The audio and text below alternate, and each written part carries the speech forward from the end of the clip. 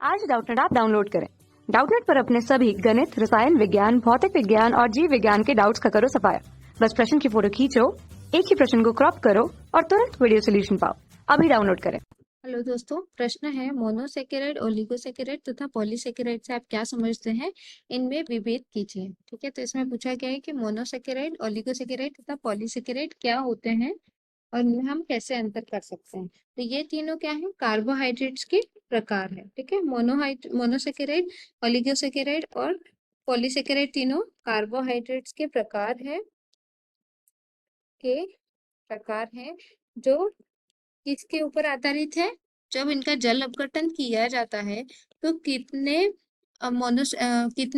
Carbohydrate unit प्राप्त होंगे, जल अपघटन पर कितने कार्बोहाइड्रेट इकाइयां प्राप्त होंगी, इसके आधार पर जो उनका वर्गीकरण किया गया है वो अलग अलग क्लासेस है। जैसे मोनोसेकेराइड है, ओलिगो और पॉलीसेकेराइड। जैसे मोनोसेकेराइड में क्या होता है, जब हम इसका जल अपघटन करेंगे तो हमें क्या होगा, केवल एक ही इसका हम जल अपघटन नहीं कर सकते हैं, क्योंकि यह केवल मोनो मीन्स एक, तो केवल एक कार्बोहाइड्रेट इकाई होती है, इसलिए हम उसको और आगे जल अपघटित नहीं कर सकते हैं। ओलिगोसेकेराइड में क्या होता है, जब हम इसका जल अपघटन करेंगे तो 2 से 10 हमें मोनोसेकेराइड इकाइयां प्राप्त होती हैं, और जब पॉलीसेकेराइड होते हैं उनके जल अपघटन करने पर हमें 20 मतलब 10-20 या उससे भी ज्यादा इकाइयां प्राप्त होती है मोनोसेकेराइड की, तो इसलिए हम इसे कहते हैं पॉलीसेकेराइड। ठीक है, चलिए अब हम क्या करते हैं, इसमें विभेद करते हैं।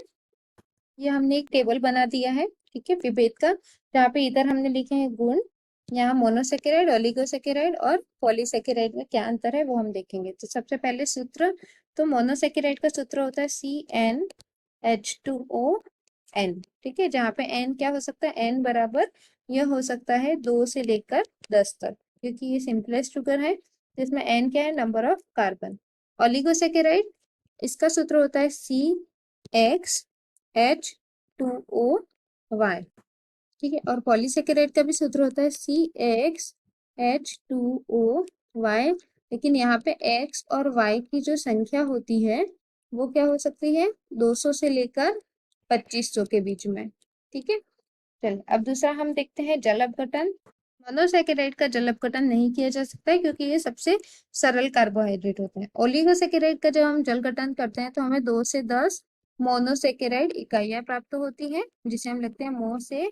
ठीक है, और पॉलीसेकेराइड का जब जल अपघटन करते हैं तो हमें कहीं अधिक, लगभग थाउजेंड्स, ठीक है, मतलब मोर देन 100 और कई हजार तक, हजारों तक हमें मोनोसेकेराइड इकाइयां प्राप्त होती है। ठीक है, अब अगला है स्वाद। तो ये स्वाद में जनरली मीठे होते हैं, इसलिए हम इन्हें क्या कहते हैं, शर्करा। ठीक है, ये भी स्वाद में मीठे होते हैं, इन्हें भी हम कहेंगे शर्करा। और ये स्वाद में मीठे नहीं होते हैं, इसलिए हम इसे कहते हैं अशर्करा। अब आगे देखते हैं इनका निर्माण। तो यह जो सिंपलेस्ट कार्बोहाइड्रेट होते हैं, इनका निर्माण किससे होता है, कार्बन, हाइड्रोजन और ऑक्सीजन से। ओलिगोसेकेराइड का निर्माण कैसे होता है, 2 से 10 जब मोनोसेकेराइड इकाइयां आपस में मिलती हैं तो उसके परिणाम स्वरूप ओलिगोसेकेराइड का निर्माण होता है। तो हम लिख सकते हैं इनके भी इकाई किससे निर्माण होता है, मोनोसेकेराइड से। ठीक है, और इनका निर्माण भी होता है मोनोसेकेराइड। ठीक है, फिर भूमिका। तो मोनोसेकेराइड जो होते हैं वो ऊर्जा का स्रोत होते हैं, हमारे शरीर में ऊर्जा का स्रोत होते हैं, क्योंकि 1 ग्राम जो कार्बोहाइड्रेट होता है उससे हमें 4 कैलोरी प्राप्त होती है, तो ये ऊर्जा का स्रोत हो गए।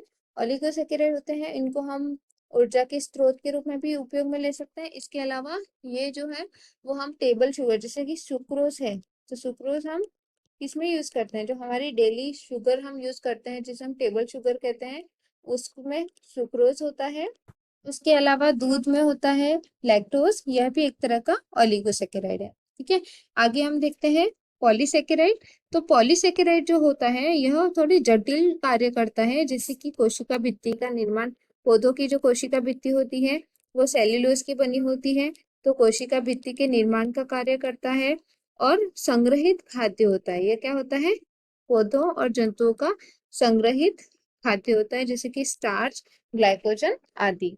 ठीक है, अब हम उदाहरण देखते हैं। तो मोनोसेकेराइड का उदाहरण है ग्लूकोज, फ्रक्टोज आदि। ठीक है, ग्लूकोज, फ्रक्टोज ये सब उदाहरण है मोनोसेकेराइड के। ओलिगोसेकेराइड के उदाहरण है लैक्टोज और है माल्टोज, सुक्रोज आदि। फिर पॉलीसेकेराइड के उदाहरण है स्टार्च, सेल्यूलोज, ग्लाइकोजन आदि। ठीक है, थैंक यू। कक्षा 6वीं से 12वीं से लेकर नीट, IIT, JEE वो एडवांस के लेवल तक 1 करोड़ से ज्यादा छात्रों का भरोसा। आज ही डाउनलोड करें डाउटनेट ऐप या व्हाट्सएप करें अपने सारे डाउट्स 8400 400 400 पर।